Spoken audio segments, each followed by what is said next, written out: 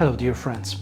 Today's Gospel brings us back to the River Jordan, again after the Sunday of the baptism of the Lord. And whenever the Church repeats something, it's usually because we haven't fully understood it yet. And exactly for that reason, today we are not watching Jesus being baptized, but instead we are now listening to a witness of what had happened last week. John the Baptist looks at Jesus and then he says with certainty, "Behold the Lamb of God who takes away the sin of the world." That saying, that sentence of John the Baptist changes everything, because John is saying salvation is no longer an idea, no longer just a promise for the non-close future. It has already begun. And yet, if we are honest, those words can sound familiar, but also too familiar. We hear them so often that they stop disturbing us. But this Sunday's readings insist this matters, and especially nowadays. Because we live in a world that talks endlessly about freedom while quietly and silently losing it. The first reading comes from a time when Israel was not free at all, the Babylonian exile.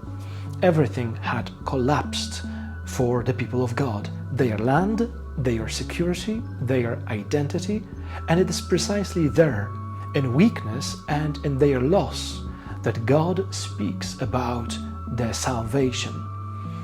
God sends the servant not only to Israel, but as a light to all of the nations of the world. And the servant's mission is simple yet very concrete. Say to the prisoners, "Come out." To those who are in darkness, "Come into the light." That sounds ancient until we realize how modern it actually is. Because today also many prisons are, yet invisible, they exist. Adults know this very well. Fear of failure, financial pressure, exhaustion, loneliness, the constant feeling of carrying some responsibility without rest. Young people know it very well too. Pressure to perform all of the time, to be liked by everybody, to compare yourself to another person, to stay relevant, to never fall behind. We speak about freedom, but many people don't feel free at all. That's why it matters how John introduces Jesus, not as a hero, not as a strong man, not as someone who dominates others, no, as the Lamb of God. And we know very well that a lamb does not force, a lamb does not intimidate anybody. A lamb simply gives itself. God chooses that picture to show us his vulnerability over violence, love over self-control, the cross over domination. And this challenges us as the believers and the whole world.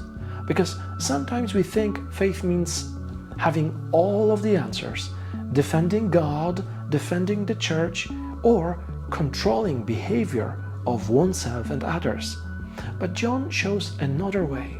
He points to Jesus and he simply steps aside. So here is the real question for us. Does my faith make people feel more free or more afraid? Does it open doors or does it close them? Does my faith lead to Christ or perhaps just to myself? The good news, the gospel, is not complicated at all. Salvation has already begun. The light is already shining. Freedom has already been offered to us.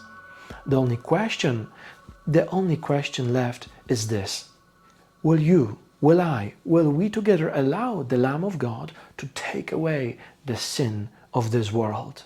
Starting with what imprisons our own hearts, because only then does the gospel of the Lord, the gospel of Jesus Christ, His good news, stop being words and become life.